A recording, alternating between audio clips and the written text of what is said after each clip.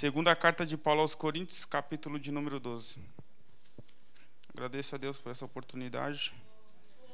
E o Espírito Santo de Deus está comigo, então tem tudo para dar certo.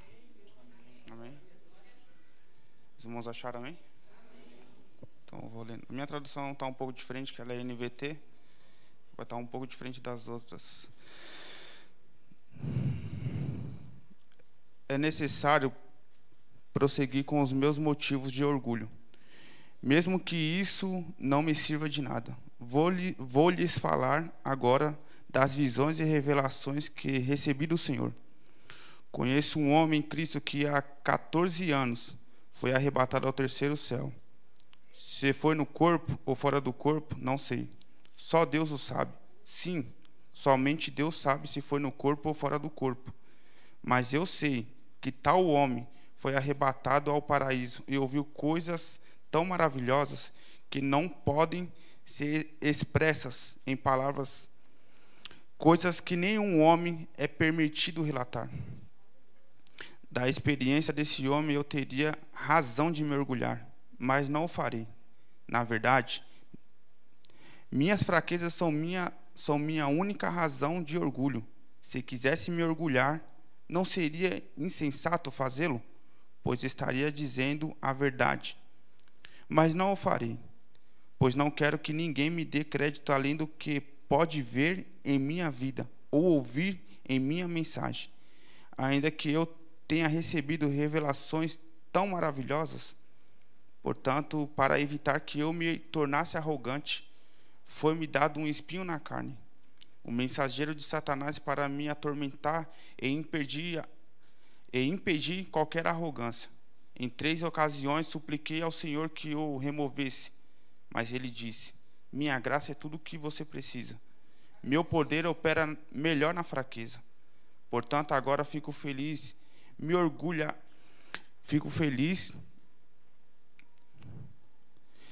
me orgulhar das minhas fraquezas, para que o poder de Deus opere por meu intermédio. Por isso aceito com prazer fraquezas e insultos, privações, perseguições e aflições que sofro por Cristo. Pois quando sou fraco, então é que sou forte. Amém? Meus irmãos, poderia sentar? Antes de entrar aqui na pregação, quero aqui destacar alguns tópicos referente à vida de Paulo. Depois entrar sobre o motivo dessa carta que Paulo escreveu aos Coríntios, para que os irmãos entendam a razão de Paulo ter aqui escrevido essa experiência que ele teve, né, depois de 10 anos da sua conversão. Ele resolve aqui relatar algo que ele não tinha falado para ninguém.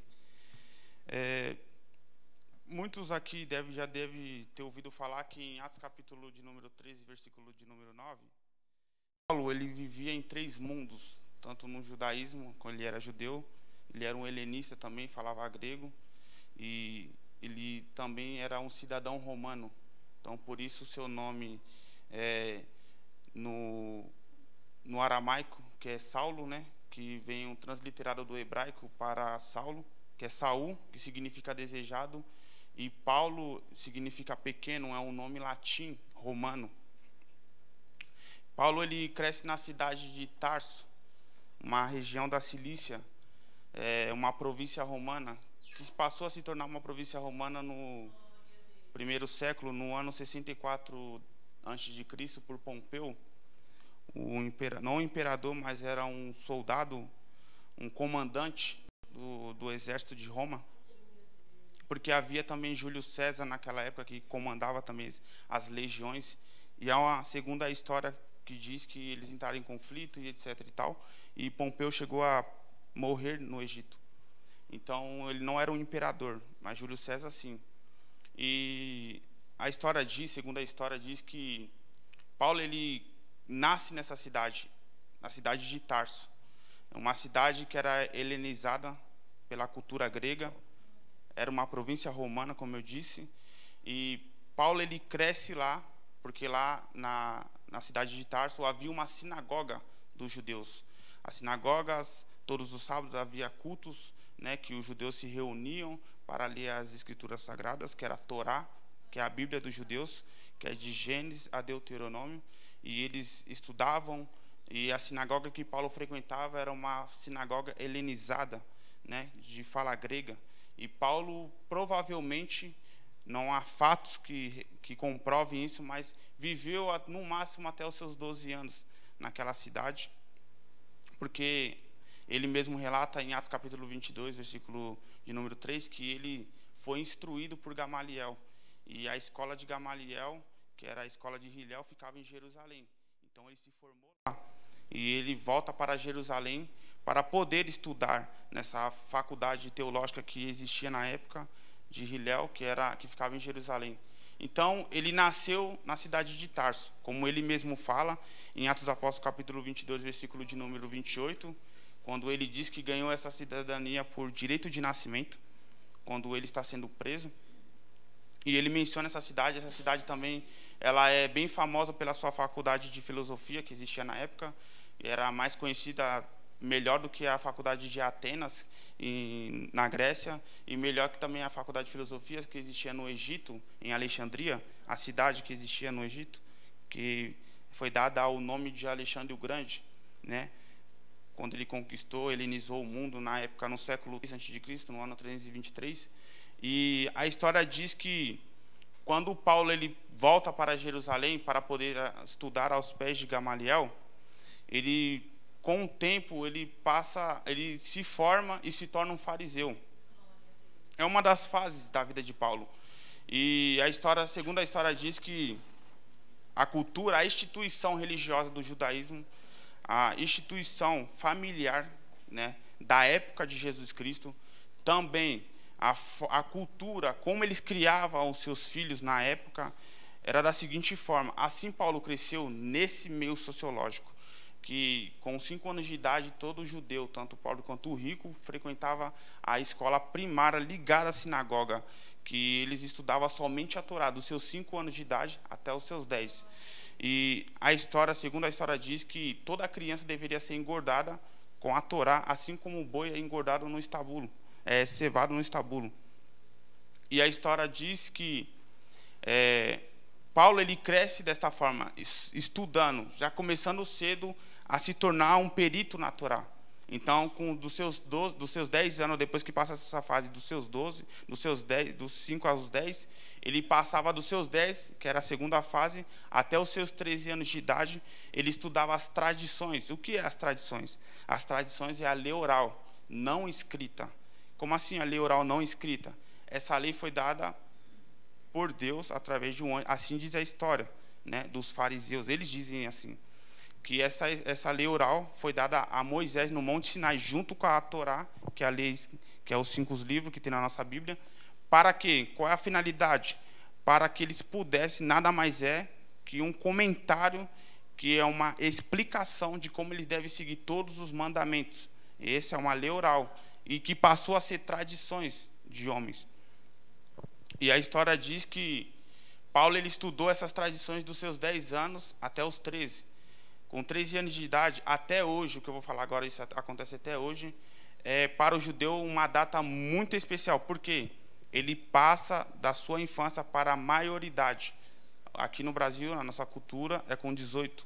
Na cultura dos judeus, a religião do judaísmo, é com 13 anos. Isso, o menino passa a se chamar de Bar Mitzvah, que no hebraico chama-se assim, dessa forma, e no português significa filho do mandamento, traduzido. Então, o menino com 13 anos de idade, ele passa a se tornar um filho do mandamento. Dos seus 13 anos de idade até os seus 15, ele passa a estudar a Torá de uma forma profunda. Por quê? Isso era uma exigência, porque ele passava a se tornar um homem e ele era exigido dele que ele orasse 3 vezes por dia, que é a famosa oração chamada de Israel, que o menino ora 3 vezes por dia, jejua nas datas que eram exigidas a ele, poderia entrar no templo e entrar no pátio dos homens. Essa é a cultura dos judeus naquela época. Hoje não mais, porque não tem mais templo. E Paulo ele cresce desta maneira.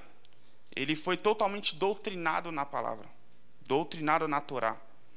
Então, Paulo, quando chega passa para os seus 15 anos de idade, ali os historiadores, os eruditos não explicam de uma forma convincente como, de qual idade que ele entrou para a escola de Hillel, para estudar com Gamaliel.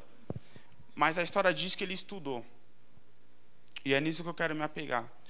E a Bíblia diz que Paulo ele era um zeloso, um zelote. O que é um zeloso, um zelote? Ele seguia à risca todos os mandamentos. Por quê? Ele era um fariseu. E todo fariseu seguia à risca. Não todos, mas a maioria sim. Por exemplo, o professor de Paulo, Gamaliel, em Atos capítulo de número 5, se você ler a história nos seus versículos do 34 até o 38, você vai ver que o professor de Paulo, Gamaliel, ele era um homem totalmente, vamos dizer assim, bondoso, não só zeloso, mas também bondoso, temente a Deus. Por quê? A Bíblia relata que ele salvou os apóstolos da morte de apedrejamento, porque queriam matar os apóstolos. E ele entrou dentro do Sinédrio, que é o tribunal, né, de justiça de Israel, onde há ali leis, onde o sumo sacerdote é o presidente do Sinédrio, onde eles julgam as pessoas, onde eles dizem, né, como deve ser, como o povo judeu deve seguir as leis, as culturas, e eles também julgam, traz penalidade, etc. e tal. Assim funcionava o Sinédrio. E Gamaliel está dentro desse Sinédrio, os apóstolos estão lá, prestes a serem mortos, né, porque eles estavam pregando a morte de Jesus, pregando também a ressurreição de Jesus. E a história diz que Gamaliel salvou os apóstolos, e ele era um fariseu, então nem todos os fariseus perseguiam Jesus e os seus discípulos, com exceção a Gamaliel, Nicodemos e alguns fariseus.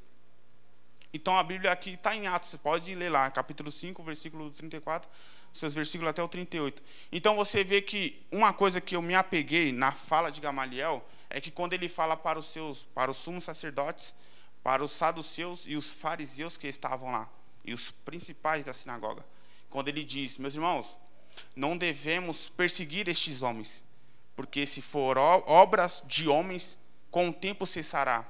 Porque obras de homens, é claro, não vai muito longe.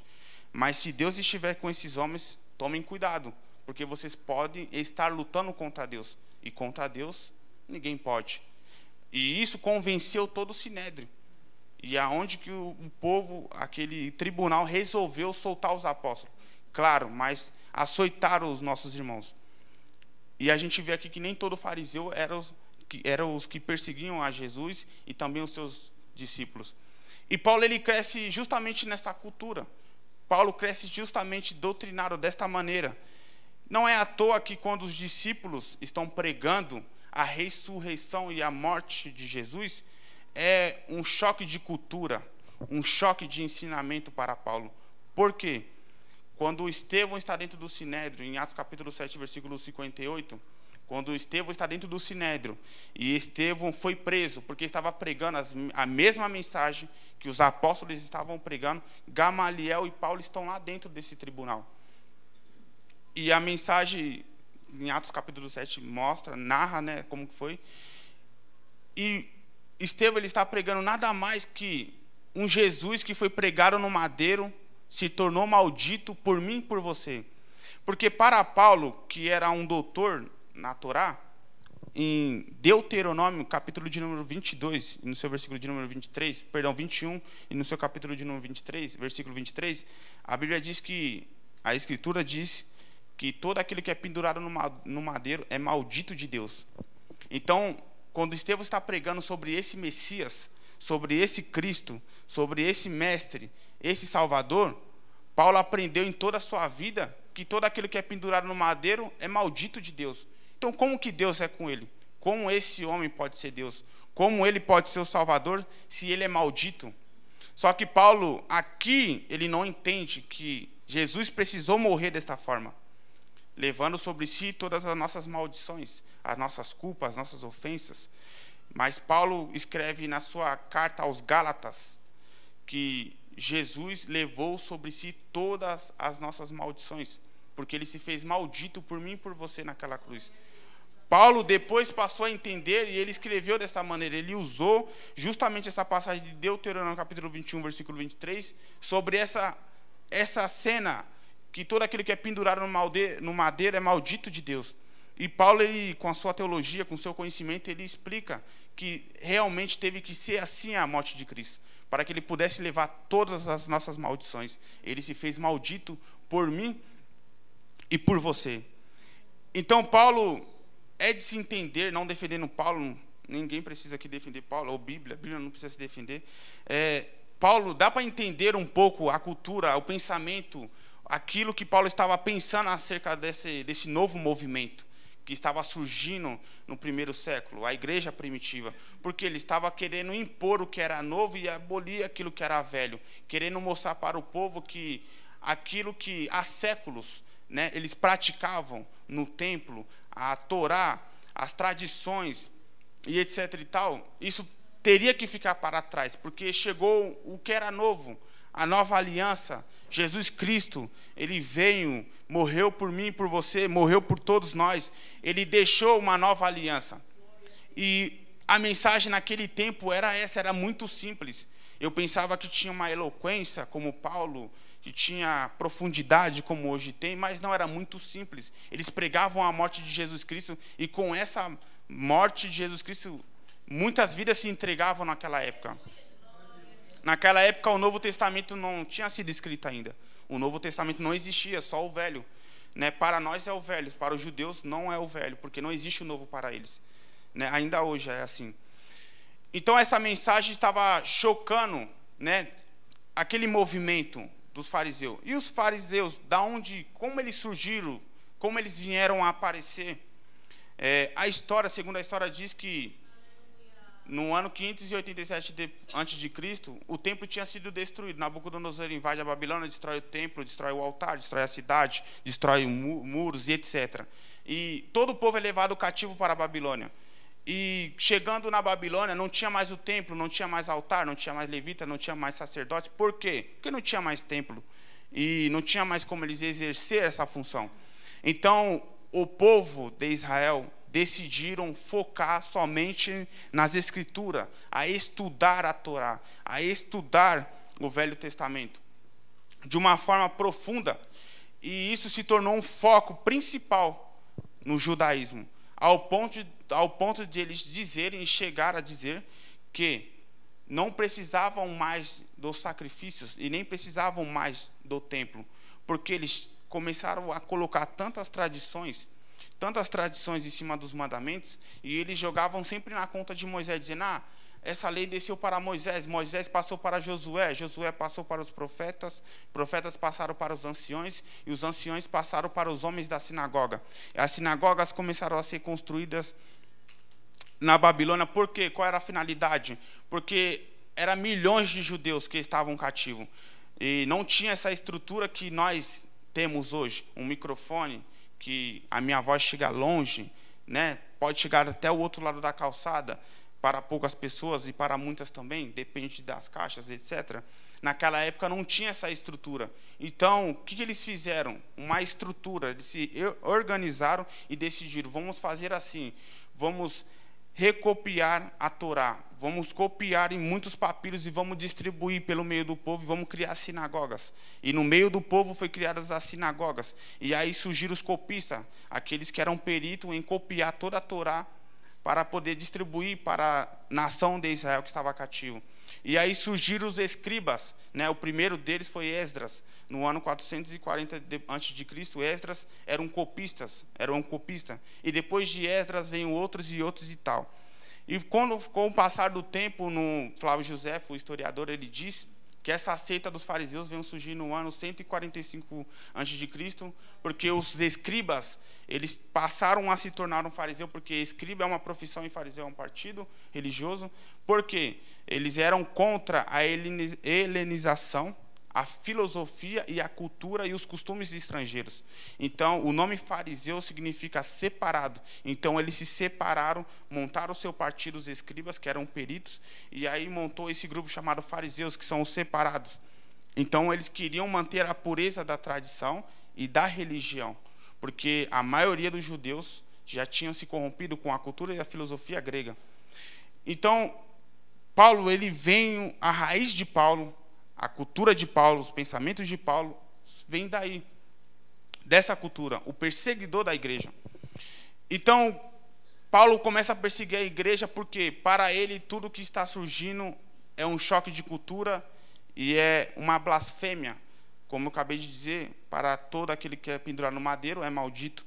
Então ele começa a perseguir a igreja. E aí todos conhecem a história que Paulo ele tem um encontro com Jesus na estrada de Damasco, é levado para a casa de Judas. Ananias vai até a casa de Judas, chamada na rua direita, e etc. E Paulo está lá 3 dias e 3 noites, orando e jejuando. E Deus fala com ele uma visão que Ananias irá até ele para poder orar por ele e tirar as escamas de seus olhos para que ele voltasse a enxergar. E a história diz que uma coisa que eu achei muito interessante é que Ananias ele resiste a isso que Deus ordena ele fazer. Como? Ele diz: Senhor, mas esse homem ele é perseguidor da igreja e eu ouvi falar muitas coisas acerca dele. E como eu disse que o nome de Paulo, que é Saulo, né, que é um nome judeu, aramaico, e é desejado, é como se Ananias estivesse dizendo para Deus: Senhor, esse homem não é desejado para a igreja. Mas é como, aqui na minha interpretação, amém? É como se Deus olhasse para Paulo e falasse para Ananias: mas para mim ele é desejado, para mim ele é vaso escolhido. Para você e para a igreja ele não pode ser desejado, mas para mim sim. E eu escolhi, e eu levantei ele, e ele vai padecer pelo meu evangelho. E a história diz, como vocês sabem, como vocês mesmos sabem, e Paulo se converteu ao cristianismo, começou a seguir o mesmo caminho daqueles que ele perseguia, e ele começa a fazer parte do caminho. E uma coisa que é interessante é que Ananias e Paulo se tornam irmãos, e um dá a paz do Senhor para outro, e a história é aquilo que vocês conhecem. Paulo agora faz parte do cristianismo. E Paulo agora, um homem que usava de cartas para poder perseguir as igrejas, ele começa a escrever cartas. Um escritor é um homem que escreveu a metade do Novo Testamento, são 13 autorias, 13 cartas de sua autoria. E ele é um homem que utiliza dessas cartas para poder disciplinar a igreja, exortar a igreja, organizar a igreja, né, trazer instruções para as igrejas, porque ele foi o fundador de muitas igrejas, ele é o apóstolo dos gentios.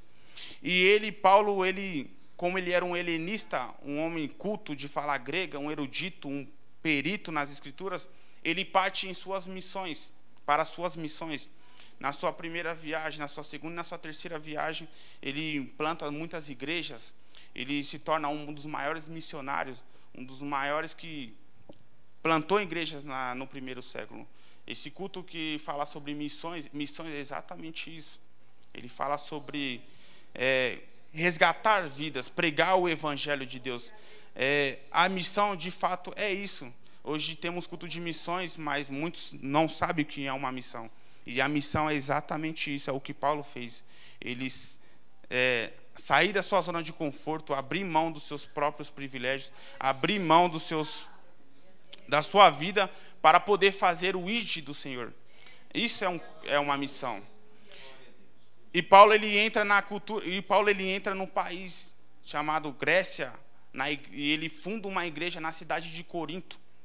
A cidade de Corinto fica na Grécia. Eu quero falar um pouco da cultura dos gregos antes de começar a pregar.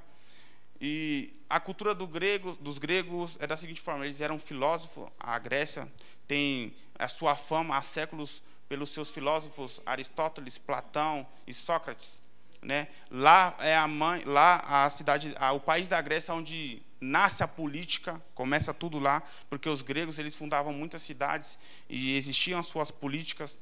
Os gregos eles eram politeístas, eles adoravam muitos deuses. Os deuses que eles adoravam eram Zeus, Atena, Afrodite e Dionísio. Todos sabem que esses cultos a deuses existiam sacrifícios, orgias, bebedices e etc. e tal. Um dos cultos que era mais aterrorizante era o culto a Dionísio, que era o deus da loucura e do vinho, que eles ficavam nus, eles iam para as florestas e lá eles caçavam animais, partiam eles ao meio e eles comiam as suas carnes cruas. Paulo ele traz uma advertência na sua primeira carta de Paulo aos Coríntios, quando ele diz no capítulo de número 10, versículo 19 ao 20, quando ele diz que esses ídolos, esses cultos nada mais é que culto aos demônios. Paulo ele adverte que esses ídolos, são demônios, nada mais que isso. E os coríntios, eles viviam nessa cultura, nessa filosofia, que nada mais filosofia é ideias que homens tentam explicar, dar razão, tirando a fé e a mitologia das coisas. E Paulo ele entra com a pregação de Jesus Cristo justamente nessa cidade. E ele funda uma igreja, que é a igreja de Corinto. E aqui, o que aconteceu depois que ele fundou a igreja? Ele se depara, Tito visita a igreja, Paulo estava com Timóteo na Macedônia, e Tito ele vai para a Macedônia visitar Paulo, e leva notícias para Paulo, e diz, o que está acontecendo na igreja de Corinto? A igreja de Corinto está acontecendo que tem judeus lá, que está se gabando, né? Homens arrogantes, orgulhosos, dizendo de suas experiências para os novos convertidos. Com novos convertidos, eu já fui um, e eu sei o que eu vou falar agora, de fato, foi uma experiência minha. Quando nós somos novos convertidos, novos na fé, no primeiro amor, acreditamos em tudo. Até se um pastor dizer que Deus vai falar com você através de uma madeira, você vai ficar sempre do lado de uma madeira, porque você acredita que Deus vai falar com você através daquela madeira. Por quê? É o primeiro amor, é a fé que você tem. E eu lembro até hoje que quando eu estava em um culto, um irmão pregou e falou, ao cheiro das águas, sua vida vai mudar. E toda vez que eu passava por um rio, lavava as mãos, alguma coisa, eu tentava sentir o cheiro das águas, porque aquilo ficou na minha cabeça, eu acreditava que ao cheiro das águas, a partir do momento que eu sentisse aquele cheiro, a minha vida ia mudar. Mas isso porque é o seu primeiro amor, você é um novo convertido, você não tem experiência. Então é fácil de você ser manipulado, enganado e passado para trás. Então o que estava acontecendo naquela igreja era justamente isso, o povo estava sendo enganado, porque os judeus eles estavam usando as suas artimanhas, aqueles judeus, como eu te falei, eles eram estudados, eles começavam seus estudos com 5 anos de idade. Os gregos não, eles não tinham essa cultura de estudar cedo, eles só iam para os cultos, não tinha Bíblia, não tinha percaminhos, não tinha nada que eles pudessem adquirir conhecimento, eles adoravam muitos deuses, eles eram leigos. E os judeus não, já eram homens estudados. Isso é um perigo até hoje. Homens que estudam muito a Bíblia, mas usam para os seus fins errados. E foi isso que os judeus estavam fazendo, eles estavam usando para os fins errados. Eles estavam enganando o povo e tirando o dinheiro do povo da igreja de Corinto. E Paulo ele começa a falar, já que é para falar de experiência, já que é para se gabar, então eu vou falar da minha. E ele conta essa experiência que ele diz que há 14 anos, isso é depois de 10 anos de convertido, ele menciona que ele teve uma experiência que ele foi levado ao céu. E ele diz que ele ouviu e viu coisas que não era lícito a um homem ouvir. E ele diz que depois que ele desceu, foi colocado nele um espinho na carne. No grego, essa palavra se chama skalops, que é estaca. Estaca, na época de Paulo, era uma madeira que era afiada na ponta para poder fazer empalamento, onde eles penduravam os corpos das vítimas, dos prisioneiros, enfim, das pessoas que eram condenadas à morte. Eles penduravam nessas estacas. E Paulo está falando aqui, não dá para saber, nenhum erudito consegue explicar também se é de uma forma literal, metafórica, porque ele diz que era um mensageiro de Satanás que iria lá e esbofeteava ele. E essa palavra bater nele não era que ia lá um lutador de MMA e batia nele. A palavra diz que alguma atitude que esse mensageiro fazia era como se fosse um tapa para ele. É como se fosse algo que humilhava ele, que colocava ele no lugar dele. E nada mais o que acontecia com Paulo era simplesmente para deixá-lo humilde. E eu quero entrar na mensagem agora. Amém, Kátia? Meu Deus. Meus irmãos, vamos lá. Então a gente vê que a experiência que Paulo teve, Paulo foi preparado para tudo aquilo que iria passar, o sofrimento, as angústias, as perseguições, porque hoje na igreja, qualquer coisinha as pessoas querem se desviar. Paulo viu o céu, foi levado ao paraíso. Deus estava mostrando para Paulo o que esperava ele no final era bem maior do que aquilo que ele iria passar. Coisas hoje que nós perdemos o foco, porque às vezes o irmão nos dá a paz do Senhor, às vezes está de cara feia com a gente, às vezes a gente também faz por onde isso acontecer, às vezes não, às vezes é coisa do irmão também, às vezes não quer tocar na nossa mão, e qualquer coisinha assim tão simples o irmão quer abandonar Jesus, e aquilo que o irmão fez anula tudo aquilo que Jesus passou e fez por ele. Porque o irmão, ele prefere se apegar naquilo que é pequeno e esquecer aquilo que é maior. O que Paulo passou e o que o Paulo teve que passar antes de ele passar, de tudo que ele passou, nada mais é porque aquilo que ele iria passar era muito grande, mas aquilo que esperava por ele era maior ainda. Então Jesus precisava mostrar para Paulo, primeiro, preparar ele, primeiro, para tudo aquilo que ele iria passar. E Paulo fala que o que ele viu deixou ele orgulhoso. Meus irmãos, hoje em dia ninguém precisa ir até o terceiro céu para ficar orgulhoso. Basta uma mudança de vida, uma bênção, basta você, Deus te abençoar um pouco, basta você, um cargo na igreja, basta você cantar melhor, basta você pregar melhor, basta você ser reconhecido para que você fique orgulhoso. Não precisa ir até o terceiro céu. E a mensagem que Paulo deixa, isso que Paulo escreveu fica tão claro, ele não fala qual é esse espinho. Eu não vou ter tempo aqui de falar o que era, as teorias, faltam-me 10 minutos, mas era exatamente para deixar Paulo humilde. Essa estaca que penetrava em Paulo, deixava ele humilde. 3 ocasiões ele tentou ser arrogante, tentou se ensoberbecer, tentou se tornar orgulhoso, melhor que todos, e a estaca ia lá e penetrava nele. E Paulo, ele explica que 3 ocasiões que ele passou por isso, ele orou a Deus. Meus irmãos, Deus, ele não trabalha, ele não usa, ele não anda, ele não faz questão de ter pessoas orgulhosas com ele. Porque a Bíblia diz, no livro de Tiago, na Epístola de Tiago, capítulo 4, versículo de número 5, ele diz que Deus dá graça aos humildes, mas resiste ao soberbo. Então a soberba, o orgulho, é a queda de muitos pregadores, de muitos pastores, de muitos membros, de muitos irmãos, seja aqui na igreja, seja no trabalho, seja onde você for. O orgulho, a soberba vai te derrubar. Derrubou a Lúcifer, derrubou o rei Uzias. Se não me falha a memória, no primeiro livro das Crônicas, capítulo 20, ou é o segundo, capítulo 21, que diz que quando o rei Uzias se tornou grande, a Bíblia é bem clara em dizer que ele se tornou grande e poderoso, o orgulho entrou dentro dele. O orgulho. A tradução está um pouco, até eu creio assim, posso estar errado, que está errada, porque o orgulho já nasce com a gente, então não entrou. O orgulho já está aqui dentro. Só que uns dominam, outros não. Outros já são dominados por ele. E ele entrou no templo do Senhor para queimar incenso. E o sacerdote disse, você é rei. Você tem um som de rei. Você não pode queimar incenso. Daí é para sacerdote. Mas ele, porque se tornou grande e poderoso, ele disse, eu posso tudo. Eu sou rei e eu vou queimar. Na hora a Bíblia diz que deu uma lepra na sua testa. E quem conhece a cultura judaica um pouco, sabe que a vida não era fácil para quem era leproso naquela época. Eles eram jogados para fora da cidade e viviam isolados. Então, veja só o que o orgulho fez com ele. Fez ele perder o palácio, as regalias, o direito que ele tinha de poder ir e vir para qualquer lugar, porque o orgulho.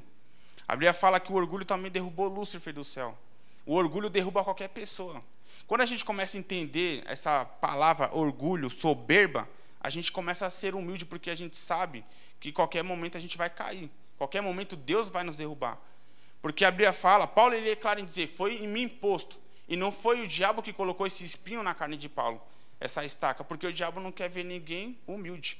O diabo quer ver todo mundo soberbo, porque a soberba procede à queda e provoca a ira de Deus.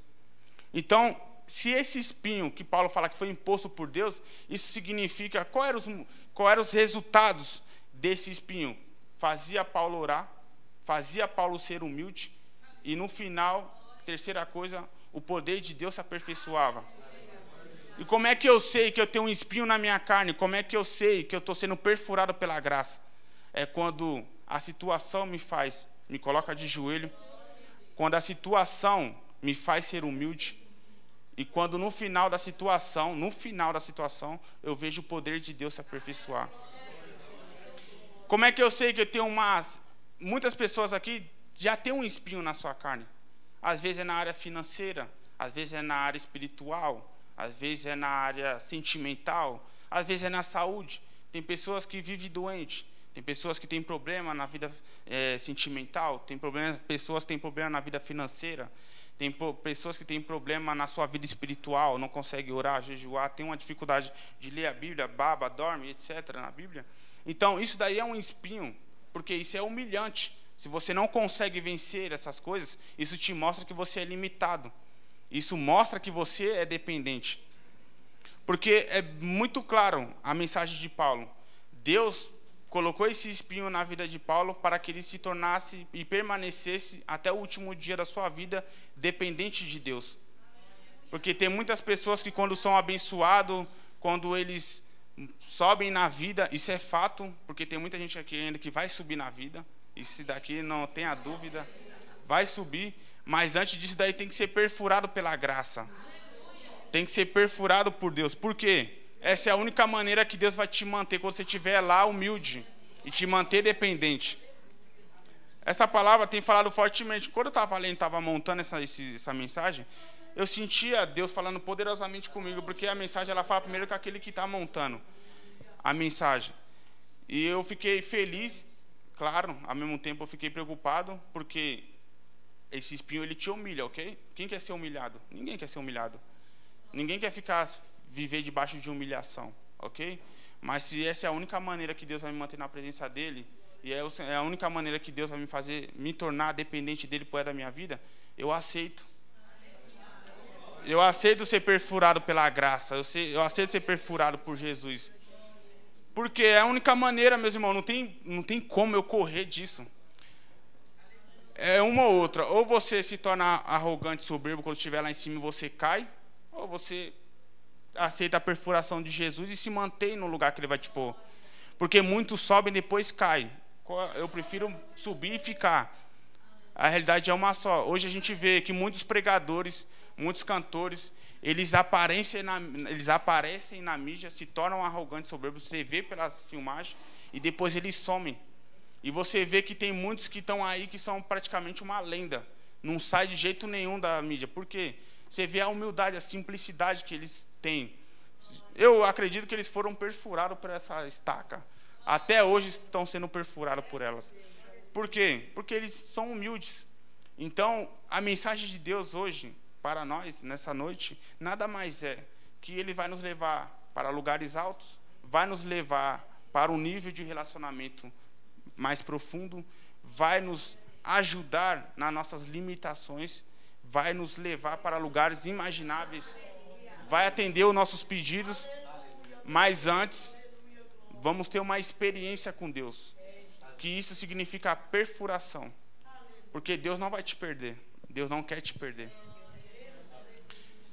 Entre Deus ter um arrogante, um homem cheio de conhecimento, é arrogante, sozinho, e ter um homem aqui perfurado, cheio de conhecimento, mais humilde, qual você acha que Deus iria escolher? O perfurado. Porque o arrogante, isso é fato. Às vezes ele tem conhecimento, conhece, mas a pessoa não quer ouvir ele. O pastor tinha falado uma vez para mim, acho que é de um construtor civil, não é, irmão? Um rapaz lá que constrói prédio, não sei. Mestre de obra, que você tinha falado que ele tem conhecimento, mas quando ele chega para falar, as pessoas não querem nem ouvir ele. Sim, o engenheiro. Aquele que o pastor falou para mim uma vez, nós estávamos conversando exatamente sobre orgulho, isso daí ficou na minha cabeça.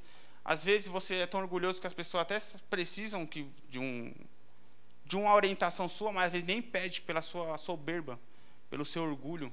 E um orgulhoso ele se torna uma pessoa chata. E as pessoas não querem estar do lado dela. Então tudo isso é bom você aprender agora que você está no anonimato, que ninguém te conhece, do que você subir lá em cima e ficar sozinho. Porque ninguém vai querer ficar do seu lado. Então tudo isso nada mais é um preparo. Amém? Deus está dizendo aqui nessa noite através da palavra. Eu não tenho dom de revelação nenhuma, estou falando através da palavra. Deus vai levar pessoas para um outro nível, mas antes Deus vai manter você humilde. Deus vai te levar para lugares imagináveis, mas Deus vai tratar com você antes. Deus não vai levar nenhum orgulhoso lá para cima. Se você for, você vai por conta própria, e as consequências com você também. Mas se Deus te levar, garanto a você que Ele vai te guardar e ninguém vai tomar o seu lugar lá em cima. Porque quando você sobe, você vira alvo. Ninguém quer atacar quem está embaixo, todo mundo quer atacar quem está em cima.